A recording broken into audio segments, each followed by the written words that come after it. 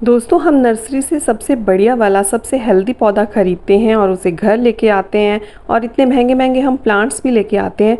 लेकिन कई बार कुछ छोटी छोटी चीज़ों को फॉलो नहीं करते हैं तो हमारे प्लांट्स कई बार ख़राब भी हो जाते हैं। तो आज की इस वीडियो में हम जानेंगे कि कुछ ऐसे छोटे छोटे पॉइंट्स हैं जिनको हम ध्यान में रखेंगे तो हमारे पौधे कभी भी ख़राब नहीं होंगे। जैसे कि हमें इनको कहाँ रखना है, कैसे इनकी मिट्टी तैयार करनी है, कैसे पानी देना है। तो इस तरह की कुछ बातें हैं जो हमें थोड़ी फॉलो करनी चाहिए इनके लिए। नर्सरी में इनका एनवायरनमेंट कुछ अलग होता है और हम इन्हें घर पर लाते हैं तो इनका एनवायरनमेंट चेंज हो जाता है। तो थोड़ी सी बातों का हमें ध्यान रखना पड़ता है। तो सबसे पहले तो जब हमने प्लांट्स ले लिए हैं नर्सरी से तो लाके हमें उन्हें थोड़ा सेमी शेड में रखना चाहिए। एकदम जहाँ जिस एरिया में धूप आती है वहाँ पर नहीं रखना चाहिए।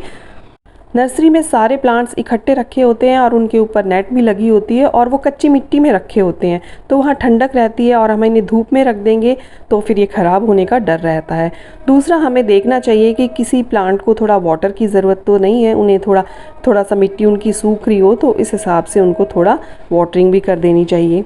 तो आज मैं अपने इन प्लांट्स को जो नर्सरी से लाई थी इनको रिपोर्ट करूँगी। तो देखिए, मिट्टी में वैसे तो रेडी करके रखती हूँ। देखिए, भुरभुरी सी मिट्टी है तो ये मिट्टी थोड़ी कम पड़ेगी, लेकिन मैं आपको दिखाने के लिए दूसरी मिट्टी आज रेडी करूँगी। तो देखिए, इनके लिए फिर नेक्स्ट पॉइंट है कि हमें इनके लिए गमले का सिलेक्शन भी कर लेना चाहिए। तो इसके लिए ये बड़ा प्लांट है लेंटाना का, तो इसके लिए मैंने सीमेंट का पॉट लिया है 12 इंच का। और ये हैंगिंग प्लांट्स लिए हैं तो इनके लिए ये ठीक रहेंगे। और इसको मैं अभी रिपोर्ट नहीं करूँगी, ये ठीक प्लांटर में लगा हुआ है। थोड़ा और बड़ा हो जाएगा मैं तभी करूँगी। और इस तरह से सभी प्लांट्स को मैंने एक एक गमला दिया है। तो इसके लिए ये देखिए, ये थोड़ा छोटा गमला लग रहा है मुझे, लेकिन फ़िलहाल अभी इसी में करूँगी। बाद में ऐसे का ऐसा मैं इसको थोड़े बड़े गमले में लगा दूँगी जब ये थोड़ा स्टेबल हो जाएगा। तो पान के प्लांट के लिए मैंने ये मिट्टी का पॉट चूज़ किया है। ये करीब करीब 8 इंच का होगा, 8 या 10 इंच का है। और ये पेंसिल कैक्टस के लिए भी। तो इस तरह से मैंने पॉट का सिलेक्शन कर लिया है। तो अब जो है मिट्टी, हम बरसात का मौसम है एक तो, और नर्सरी से लाए हुए प्लांट्स हैं तो इनको ज़्यादा खाद की ज़रूरत नहीं है अभी। तो इनको जो है अभी हम नॉर्मल मिट्टी में ही रिपोर्ट करेंगे। हम सोचते हैं बढ़िया सा इन्हें जो है बढ़िया सी खाद वाली मिट्टी दे दे तो ये बहुत अच्छे से चलेंगे, लेकिन ऐसा नहीं है। पहले हमें इनको अपने एनवायरनमेंट के अकॉर्डिंग थोड़ा स्टेबल करना है। फिर 1-2 महीने बाद जब ये अच्छे से ग्रोथ करने लगेंगे तब हम इनको खाद वगैरह देंगे। फूल वाले पौधों को अलग हिसाब से और दूसरे प्लांट को अलग। तो मिट्टी में मैंने सिर्फ 3 चीज़ें ली हैं, रेत, गार्डन सॉइल और वर्मी कंपोस्ट, सब बराबर मात्रा में ले लिए हैं। देखिए, बड़े गमले को फिल करने के लिए मैं थोड़ा सा नीचे अपनी सूखी पत्तियां, डंडियां सब इसमें मिला रही हूँ, क्योंकि ये अभी नया पौधा है और ये बड़ा जो है गमला काफ़ी बड़ा है तो उसके लिए तो धीरे धीरे डिकम्पोज हो जाएगा। मिट्टी में आप थोड़ा नीम खली मिला सकते हैं, बाकी इसमें और भी ज़्यादा कुछ मिलाने की ज़रूरत नहीं है अभी। जैसे ही पौधा स्टेबल होगा 1-2 महीने बाद जब हम इसमें खाद दे देंगे, वरना जो इसमें हमने वर्मी कंपोस्ट वगैरह डाला है उसके लिए काफ़ी रहेगी। फिर जो ये मिट्टी है इसको हमने थोड़ा थोड़ा झाड़ना है। तो ये थोड़ा सूख गई है तो आप इसको पानी की बाल्टी में भी रख सकते हैं, लेकिन ये मिट्टी जो है ठीक है, ज़्यादा चिकनी मिट्टी नहीं है, नॉर्मल मिट्टी है। तो मैं इसको ज़्यादा नहीं हटा रही हूँ, बस ऐसे ही मैं इसको लगा दूँगी। तो इस तरह से हम देखना पड़ता है कि कैसी मिट्टी में लगे हुए हैं। चिकनी मिट्टी है तो हमें उसे पानी की बाल्टी में रख दे थोड़ी देर, वो अपने आप सॉफ्ट होके निकल जाएगी। कई बार मेरे साथ भी ऐसा हो चुका है कि मैंने बढ़िया सी मिट्टी तैयार की है अपने हिसाब से, लेकिन प्लांट लगाया तो वो ख़राब हो गया। क्योंकि शुरू में जो है इनको इतने खाद की ज़रूरत नहीं पड़ती है, क्योंकि ये प्लांट छोटे हैं और नर्सरी से आए हैं तो अलग ही एनवायरनमेंट इनका होता है। तो पहले हमें अपने घर में जो है इनको थोड़ा स्टेबल करना है, उसके बाद हम उस हिसाब से खाद वगैरह इसके लिए दे देंगे। तो ये पेंसिल कैक्टस है, इसको मैं लगा रही हूँ। इसकी तो बहुत सारी कटिंग्स मैं बाद में लगा लूँगी, अभी तो ये प्लांट छोटा है। तो ये भी रेतीली मिट्टी में लगा है तो इसकी भी मिट्टी में नहीं हटा रही हूँ। तो इस तरह से मैं इसको भी, इसके लिए मैंने मिट्टी का पॉट दिया है, क्योंकि इसको भी ज़्यादा पानी की ज़रूरत नहीं है। तो मिट्टी के पॉट में पानी जो है ड्राई अपने आप होता रहता है, तो पानी खड़ा नहीं होता है मिट्टी के पॉट। अगर हम मिट्टी में जो इनकी मिट्टी तैयार करते हैं उसमें ज़्यादा खाद वगैरह कोई पोटैश, कोई कुछ अलग अलग तरह के केमिकल मिला लेंगे, सोचेंगे कि भाई जो है इसको बढ़िया खाद मिल जाएगी, तो ऐसा करने से भी कई बार पीली पत्तियां होकर झड़ने लगती हैं और पौधा ख़राब भी हो जाता है। तो देखिए ये पान का प्लांट तो बिल्कुल ही रेतीली मिट्टी में लगा हुआ है, तो इसकी तो मैं मिट्टी बिल्कुल नहीं हटाऊंगी और इसकी जड़ें बहुत ही सॉफ्ट हैं, तो इसको मैं ऐसे का ऐसा ही, और ये भी मिट्टी के पॉट में लगा रही हूँ मैं, तो इसमें भी पानी खड़ा नहीं होगा, बरसात के दिन है, तो इस तरह से पॉट का सिलेक्शन भी ज़रूरी है।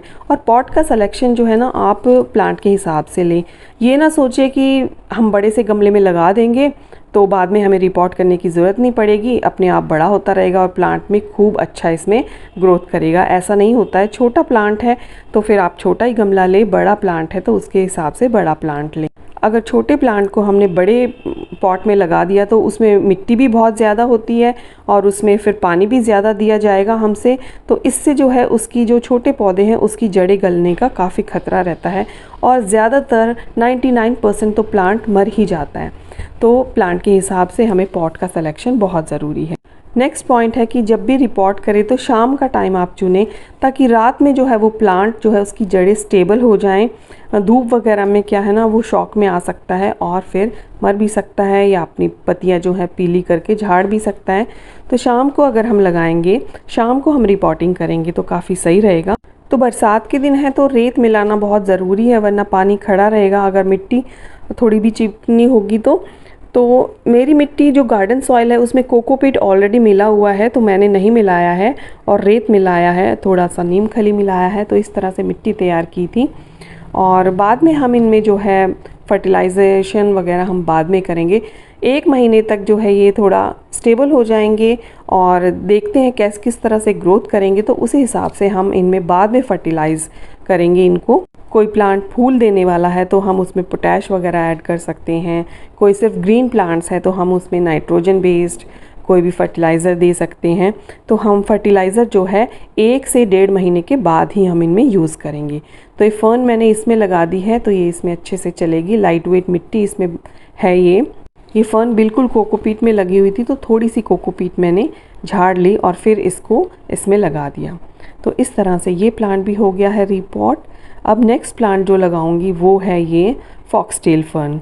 तो इसको मैं देखिए ये जो प्लास्टिक की है इसमें आपको ये जो छेद हैं ये बिल्कुल अच्छे से करने हैं, ये इसमें करे हुए हैं लेकिन इसमें मिट्टी फंस गई है, तो ये मैंने अच्छे से साफ़ कर लिए हैं और इसमें जो है ये उसके टुकड़े, मटका टूटा हुआ मटका था उसके टुकड़े वगैरह रख देंगे। तो इस तरह से आप अपने हैंगिंग बास्केट को रेडी कर सकते हैं। तो देखिए इस तरह के पॉली बैग्स में लगा होता है, इनमें मिट्टी जल्दी सूख जाती है, तो हमें बीच बीच में जब तक हम रिपोर्ट नहीं करते, रिपोर्ट भी हम 3-4 दिन के बाद ही करते हैं, तो जब तक हम रिपोर्ट नहीं करते हमें उनमें भी पानी का ध्यान रखना पड़ता है। तो देखिए इसमें तो इस तरह के बल्ब्स वगैरह होते हैं और देखिए इसकी मिट्टी कितनी चिकनी है, बिल्कुल लड्डू जैसा बन रहा है, तो इसको थोड़ा निकालना ज़रूरी हो जाता है क्योंकि वो चिकनी मिट्टी है और इसके बल्ब्स वगैरह गल सकते हैं। तो इस तरह ये सारे प्लांट्स अलग अलग टाइप की मिट्टी में लगे हैं, तो उस हिसाब से हमें इनका ध्यान रखना पड़ता है। तो इसकी थोड़ी मिट्टी मैंने हटा दी है और बाकी थोड़ी बहुत लगी भी हुई है, लेकिन पूरी हटाएंगे तो इसकी जो रूट्स है ना वो डिस्टर्ब हो जाएंगी, तो सारी मिट्टी हटाने की ज़रूरत नहीं होती है। तो देखिए अब ये हमने सब अपने रिपोर्ट कर दिए हैं और अब हम इनमें पानी देंगे। तो क्या करेंगे, प्लांट शॉक में ना आए, अभी हमने इसमें कोई भी फर्टिलाइज़र भी नहीं दिया है, तो प्लांट शॉक में ना आए तो इसके लिए मैंने थोड़ा फंजीसाइड और ये एप्सम सॉल्ट लिया है, दोनों को मिक्स कर लिया है और इसकी प्लांट्स में फंगस भी ना लगे।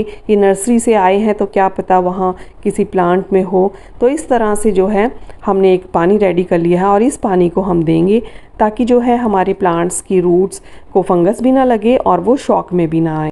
तो पहली वाटरिंग हमने इस पानी से ही करनी है।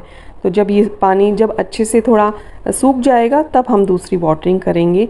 ये नहीं है कि हम इसमें रोज़ वाटरिंग करेंगे, इतनी जल्दी ये सूखेगा नहीं। तो आज की वीडियो आपको कैसी लगी, अच्छी लगी है तो लाइक ज़रूर करें। और हाँ, सबसे ज़रूरी बात, जब हमने इसमें वाटरिंग भी कर दी है, रिपोर्ट भी कर दिया है, तो हमें इसे शेड में रखना है, धूप में नहीं रखना है, वरना प्लांट्स ख़राब हो जाएंगे।